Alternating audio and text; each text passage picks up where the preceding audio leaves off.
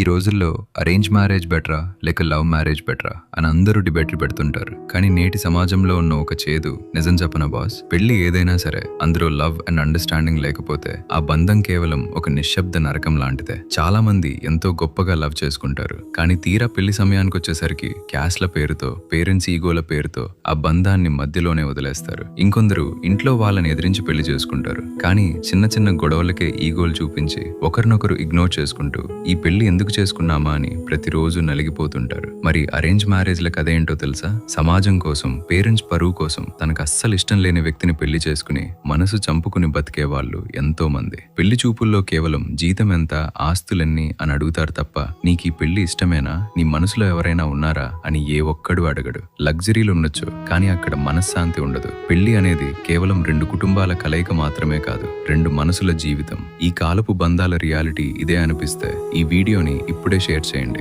Love marriage, arrange మ్యారేజ్లపై మీ అభిప్రాయాన్ని కామెంట్స్లో చెప్పండి.